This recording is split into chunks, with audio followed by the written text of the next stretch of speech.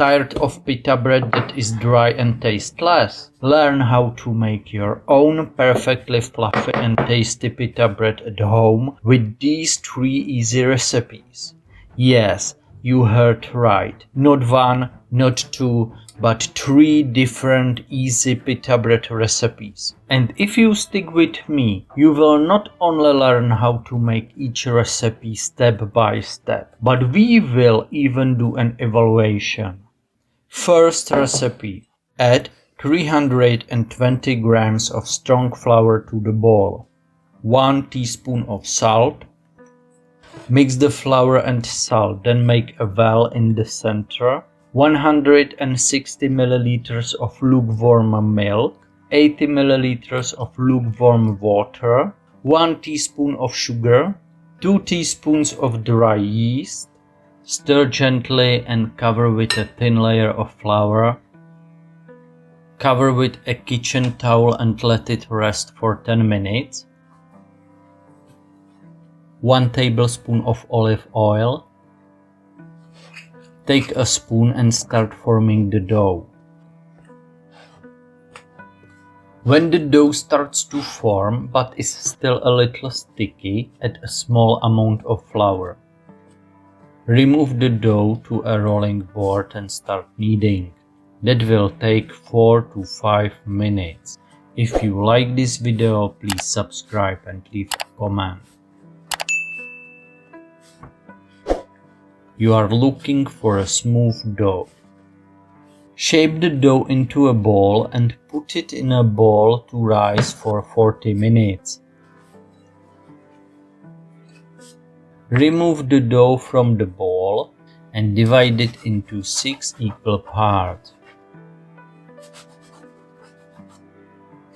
Shape each part into a ball.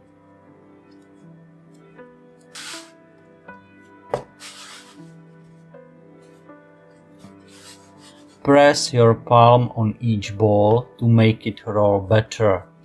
Then roll out pita bread about 20 centimeters in diameter. Before you start toasting the pita bread, prepare a pot and a kitchen towel.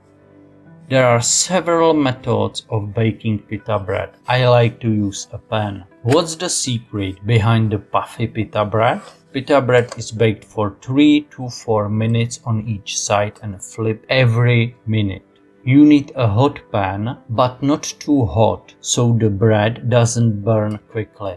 The secret is to ensure the pan is hot enough to quickly toast the surface of the pita bread, which will form a relatively hard crust. The high heat causes the water inside the dough to evaporate. However, the hard crust on the surface prevents steam from escaping, causing the bread to puff up.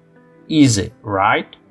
With a little practice, it works itself out. After baking, wrap the pita bread in a kitchen towel and put in the pot. Between each pita bread, clean the pan of flour and let the pan heat up. Second recipe.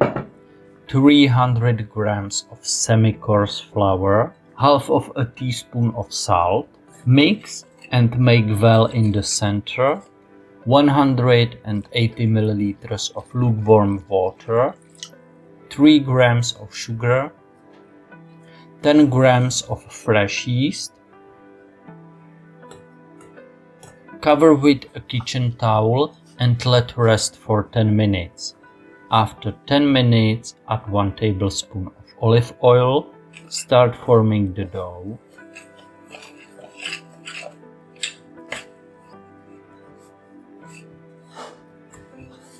Remove the dough to a rolling board and start kneading. Again, you are looking for a smooth dough and you will knead for about 5 to 10 minutes. Shape the dough into a ball, place in the bowl, cover it with a kitchen towel and let it rise for 40 minutes. Once risen, the process remains the same. Divide the dough into 6 parts, shape each into a ball, roll it out and toast in a pan.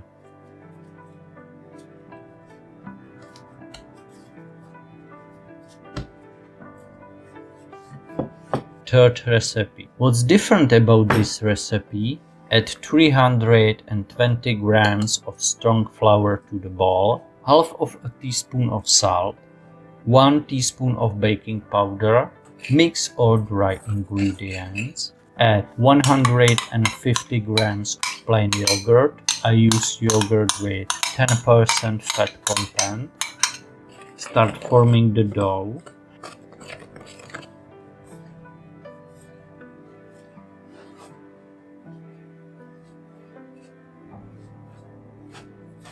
To be sure, I kneaded the dough in the bowl for about 5 minutes.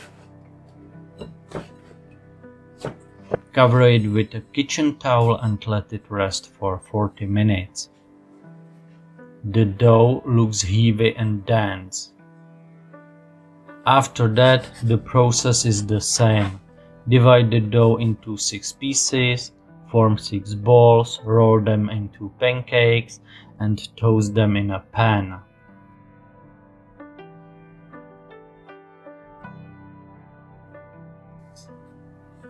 Now you have seen 3 kinds of recipes for how to make pita bread.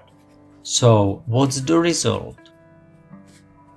First recipe, standard dough, smooth, elastic and easy to work with, but it doesn't taste the best. It tends to shrink when rolled out. The next day the bread is elastic but not as stretchy as the third type. However, it remains elastic and supple.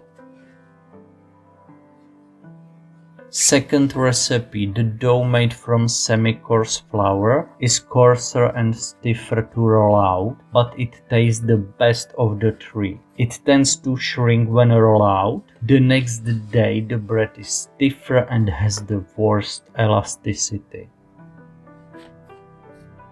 Third recipe, the dough is rubbery yet pliable and retains its rolled out size and shape well. It is best toasted, most pita breads puffed up. The taste wasn't the worst, but it wasn't the best either, coming in second in flavor. The next day, the bread remains beautiful, soft and elastic, retaining its best qualities. If you have made it this far, please let me know in the comments what you think I can do to improve my videos. Don't forget that there are more videos on my channel, so be sure to check them. Thank you for watching, see you next time.